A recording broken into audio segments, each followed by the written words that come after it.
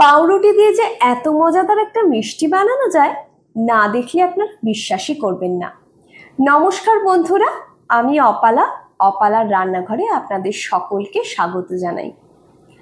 ভিডিওটা সম্পূর্ণ দেখার অনুরোধ রইল।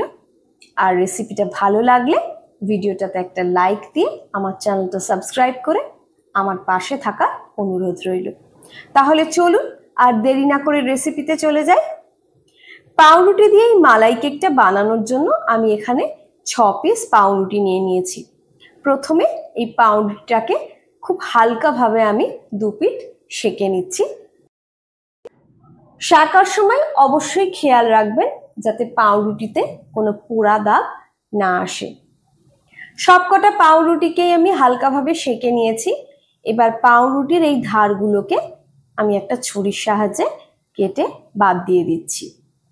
এই ধারগুলো আমি রেখে দেব, পরে অন্য কোনো কাজে লাগিয়ে নেব। এবার মালাইটা বানানোর জন্য আমি নিয়ে নিয়েছি 1 কাপ দুধ। এর মধ্যে একটা ছোট এলাচকে থেতো করে দিয়ে দিলাম, আর কয়েকটা কেশরের দানা দিয়ে দিলাম। 1/4 কাপ চিনি। এবার সবগুলো উপকরণকে ভালোভাবে মিশিয়ে নিচ্ছি। গ্যাসের ফ্লেমকে লোতে রেখে দুধটাকে ঘন করে নিলাম।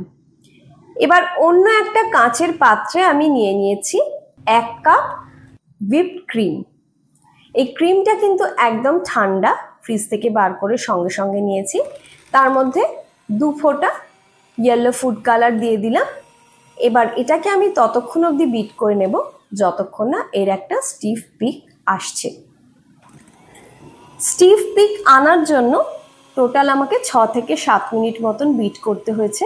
প্রথম 2-3 মিনিট একদম লো স্পিডে, তারপর ধীরে ধীরে স্পিডটা বাড়িয়ে আমি বিট করে নিয়েছি। এইবার একটা রেক্ট্যাঙ্গুলার পাত্র নিয়ে নিয়েছি। তার মধ্যে আমি পাউরুটিগুলোকে এক এক করে সাজিয়ে দিলাম।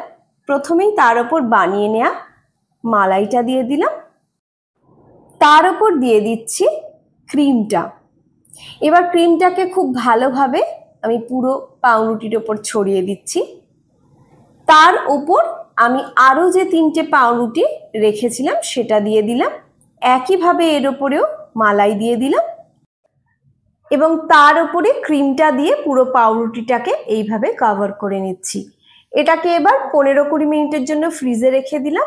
ততক্ষণের জন্য এখানে কয়েকটা পেস্তা নিয়ে নিয়েছি, সেগুলোকে একটু কুচিয়ে নিলাম। তারপরে এই পেস্তা কুচিগুলো এর উপরে ছড়িয়ে দিলাম, আর কয়েকটা গোলাপ পাপড়িও ছড়িয়ে দিলাম। এবার ঠান্ডা ঠান্ডা পরিবেশন করুন। খেতে যেমন সুন্দর, দেখতেও কিন্তু তেমনই সুন্দর। ভিডিওটা সম্পূর্ণ দেখার জন্য অসংখ্য ধন্যবাদ। সবাই ভালো থাকবেন, সুস্থ থাকবেন। আজ এই পর্যন্তই।